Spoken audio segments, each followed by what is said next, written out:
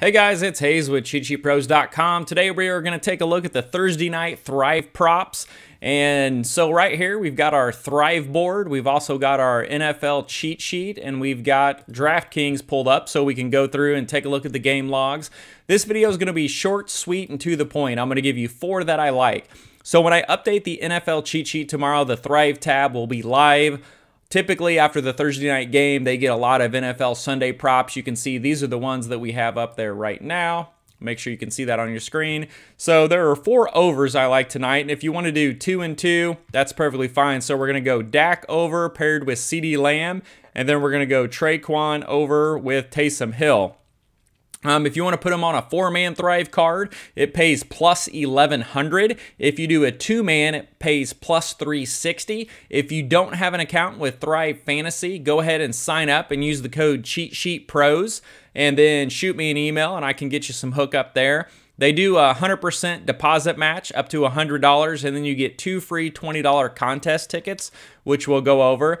So when you take a look at this and we add this tab to the cheat sheet, we got our play suggestion over here of strong over, strong under, lean over, lean under, but we want to go ahead and kind of dig into the game and take a look at it. And these are our parameters here that we're looking at. So CeeDee Lamb, his number is 64.5 receiving yards. He's projected at 84. So he's projected to go well over that by 19 points. So that's a strong over. So let's take a look at that one and make sure that we agree with it.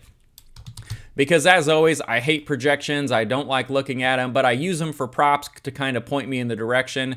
So it looks like Lamb has 14, 94, 23, 112, 149, 84. So he had 2 games. He went well under. You know, he was struggling. But if Dak goes over, he usually goes over with 94, 112, and 149 over the last 3 games.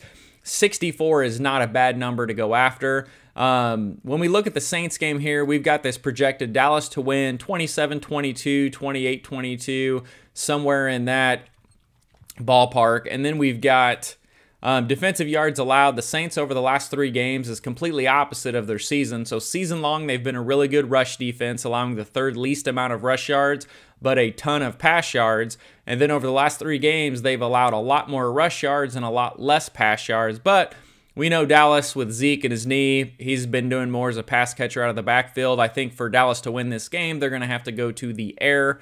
And then so I like CeeDee Lamb to go over. 64.5 is a pretty low number. And like I said, projected at 84. You're going to know right off the bat if he's going to go over that or not. And if he does go over that, then we got to have Dak in there as well. And so that's why I like putting them together on a 2-player card with whatever else you like, if you like NBA props or whatnot. So Dak, his number, let's take a look at that, is right here. So his number is passing yards 281.5. He's projected at 280.16, so this gives us a neutral rating, so this is one I would want to look into. So he's coming off of 375 passing yards against the Raiders. Chiefs, of course, they shut him down, 216. And then 296 at Atlanta, 232 at Denver. That's a tough matchup.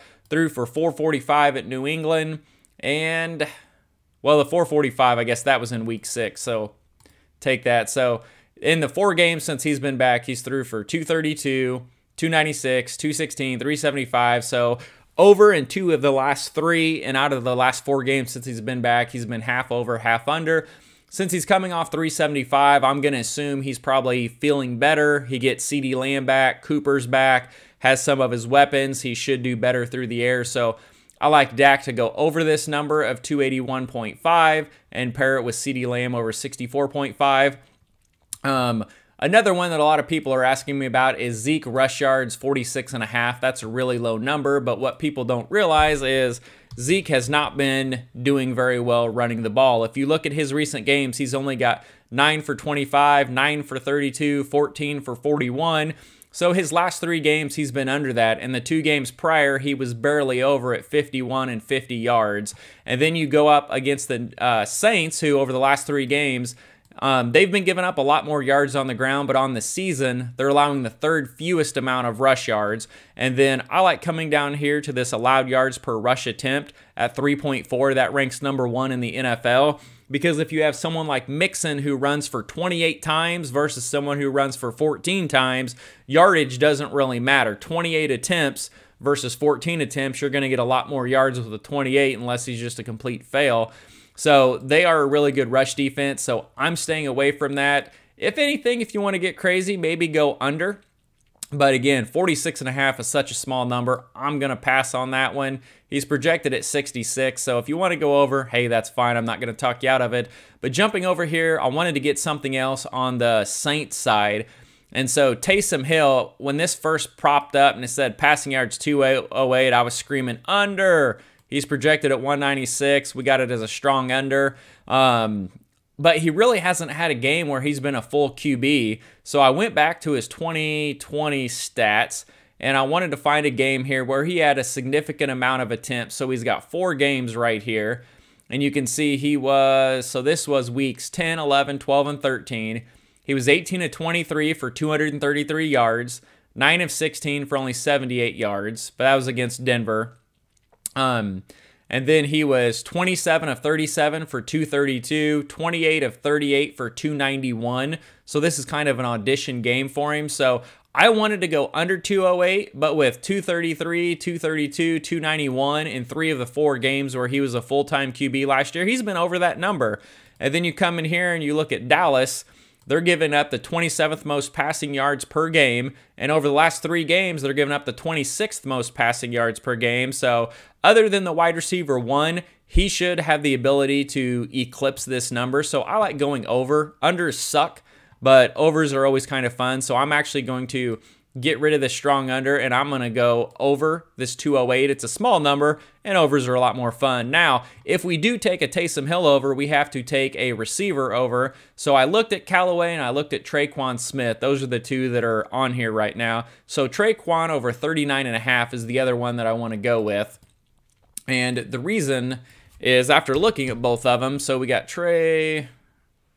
Now let me find him. All right, Traquan Smith. So looking at his game logs, he's got 31, 64, 44, 53, 33. So, and his number's only 39.5. He could get that really quick. Even if they're getting blown out and it's garbage time, they're going to let Taysom throw some and, you know, test him out as a QB, see how he does. Maybe he's the quarterback of the future. He's got a contract that's going to pay him a crap ton of money if he can land that starting QB job.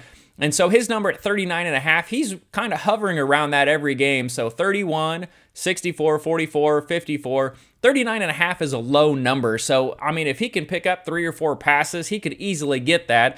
And it could be a one and done if he gets one and breaks away. I mean, look at his long. So each game, 14, 22, 21, 20. I mean, one pass could get that over. So if you want to do a 4-man card that's fun tonight that pays 11-1, take Dak over, CeeDee Lamb over, Taysom over, and then Traquan Smith over. If you don't like one of those, just take 3 of them. That's perfectly fine. But this is what I like for the Thursday night game. And so I will be back on Friday. I've got the day off work, and I will do some more player props for the weekend. All right, guys, thank you, and good luck.